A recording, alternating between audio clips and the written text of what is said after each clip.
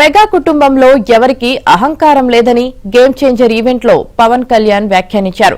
ఏ hero పైన తమకు ద్వేషం లేదని, అలా తమను అన్నయ్య చిరంజీవి పెంచారని అన్నారు. టికెట్ల రేట్ల పెంపుపై కూడా పవన్ కీలక వ్యాఖ్యలు చేశారు. సినిమాకు రాజకీయాలకు సంబంధం ఉండకూడదన్నారు. అది ఎన్డీఏ తరపు నుంచి నేను చెప్తా ఉన్నాను. తెలుగు చిత్ర పరిశ్రమ గురించి మాట్లాడాలి అంటే సినిమాలు తీసి దానికి సాధక బాధలు అర్థం చేసుకున్న వాళ్ళే మాట్లాడాలి. మన తెలుగుదేశం, జనసేన, భారతీయ జనతా పార్టీ, ఎన్డీఏ ప్రభుత్వం వారితోనే మాట్లాడతాం, వారితోనే గుర్తిస్తాం. అలాగే చాలాసార్లు సినిమా టికెట్ల కోసం హీరోలకి పనేంటి, హీరోలు ఎందుకు రావాలి, అది మాకు ఇష్టం లేదు. మహా అయితే నిర్మాతలు రండి, ఒక ట్రేడ్ బాడీ రండి, మీ యూనియన్ రండి, మేము అది ఇచ్చేస్తాం. అంతేగాని హీరోలు వచ్చి మాకు నమస్కారాలు పెట్టాలి, అంత ఒక లో లెవెల్ వ్యక్తులం కాదు మేము. గతం ప్రభుత్వంలో లాగా మీరు అభిమానించే మెగాస్టార్ చిరంజీవి గారు లాంటి వారిని కానీ, బాహుబలి ప్రభాస్ గారిని కానీ, మహేష్ గారిని ప్రిన్స్ మహేష్ అంటారు కదా, మహేష్ గారిని కానీ, ఇంకెవరు వెళ్ళినా కానీ మేము ఇవన్నీ ఎందుకు చేయట్లేదంటే మాకు సినిమా పరిశ్రమ మీద గౌరవం ఉంది. నారా చంద్రబాబు నాయుడు గారు ఇప్పటికి 4వ ముఖ్యమంత్రి. ఆయన 3 సార్లు కానీ 4 సార్లుగా ముఖ్యమంత్రి ఉన్న ఈ సమయంలో ఆయన ఎప్పుడు తెలుగు చిత్ర పరిశ్రమను ఇబ్బంది పెట్టలేదు.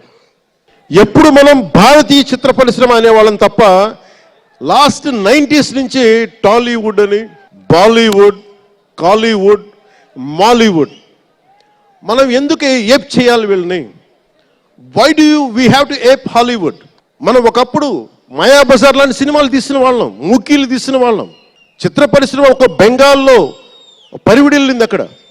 సో మనం ఎందుకు వీళ్ళని ఫాలో అవ్వాలి? వాళ్ళు హాలీవుడ్ డిసిప్లైన్ ఫాలో అవ్వం, Hollywood method of film making follow అవ్వం, Hollywood method of skill development follow అవ్వం. కానీ ఆ వుడ్ మటుకు తీసుకున్నాం మాలీవుడ్, ఇది మటుకు మానాలి.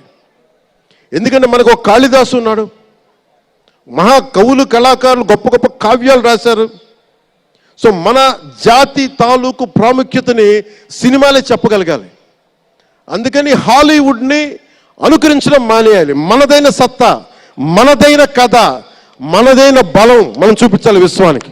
అన్నయ్య వచ్చేటప్పటికి ఏదైనా చేద్దామని తపంతో పాపం ఆయన సాక్స్ తీస్తే కాళ్ళు వాచిపోయాయి, ఆ షూ కూడా వచ్చేది కాదు, చెమటతో తడిచిపోయేది. ఆయన షూలు తీసి ఆయన పాదాలు తుడిచి అది చేస్తే మాకు ఒక చిన్నపాటి ఉపశాంతి మాకు లభించేది. ఎందుకంటే ఇంత కష్టపడుతున్నాడు ఇంతమంది కోసం అనేది. అంటే అలాంటి కష్టాన్ని చూసి పెరిగాడు రామ్ చరణ్. అందుకే ఎందుకు ఆయన గురించి చెప్తున్నానంటే మేము ఎప్పుడూ దీన్ని అహంకారంగా తీసుకోలేం. మెగా అభిమానులు ఇలాంటి పదాలు మేము ఎందుకు మాట్లాడమంటే ఇక్కడ అందరి హీరోల అభిమానులు ఉన్నారు. అలా కాకుండా టికెట్ రేట్లు డిమాండ్ అండ్ సప్లై మీద ఉంటుంది. అలాంటి డబ్బులు పెరిగితే మీరు ఇష్టపడి మీ హీరోకో ఏదో ఇష్టమైన సినిమాకో మొదటి రోజే చూడాలనుకుంటారు. That's the demand. అందుకని ఎందుకు ఇంతంటే బడ్జెట్స్ పెరిగిపోయినాయి. తెలుగు సినిమా మొత్తం ప్రపంచపరంగా వెళ్తూ ఉన్నాయి. దీనికి డబ్బులు కావాలి అంటే పెట్టుబడులు కావాలి, మార్కెట్స్ పెరిగినాయి.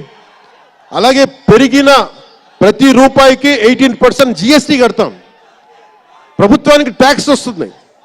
పెరిగిన ప్రతి రేటుకి ట్యాక్స్ వస్తుంది. ఇదేదో ఉట్టినా ఇవ్వట్లేదు ప్రభుత్వం. దిల్ రాజు గారు చెప్తా ఉన్నా, మీరు తెలంగాణ ఫిల్మ్ ఫెడరేషన్ ప్రెసిడెంట్ కదా, మీరు ఆంధ్రప్రదేశ్ని చిన్న చూపు చూడకండి. అదొకటే నేను కోరుకుంటా ఉన్నా.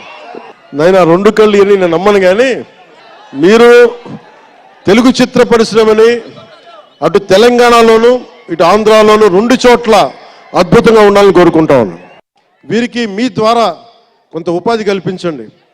నేను సినిమాని మాట్లాడుతుంటే నేను టీవీని ఎప్పుడు వదలలేదు, టీవీ మీడియంని. చిన్న తెర అనుకుని, చిన్న తెర పెద్ద తెర ఉండదు, తెర చిన్నదైనా పెద్దదైనా ఒకటే మాకు. సో మాకు ముమ్మిడివరం లాంటి గొప్ప లొకేషన్స్ ఉన్నాయి. మాకు కేరళకు మించిపోయి ఉంటుంది ముమ్మిడివరం. గోదావరి తీరం చూడండి, అసలు మీరు గండికోట చూడండి కడపలో, సిద్ధపటంకి వెళ్ళండి, అడ్వెంచర్ సినిమాలు ఉంటాయి. అటు వెళ్తే మీరు పార్వతీపురం వెళ్ళండి, మన్యం ప్రాంతం అద్భుతంగా ఉంటుంది. మీరు లొకేషన్స్ని ఎక్స్ప్లాయిట్ చేయండి. ఇక్కడ అందరికీ మేము సౌకర్యాలు కల్పిస్తాం. మా దుర్గేష్ గారికి కూడా చెప్తా ఉన్నాను, మనకు కూర్చొని ఇక్కడ టూరిజం డెవలప్ చేయాలి. అందుకని మీకు తెలుగు చిత్ర పరిశ్రమకి ఆంధ్రప్రదేశ్ ప్రభుత్వం అండగా ఉంటుందని తెలియజేసుకుంటూ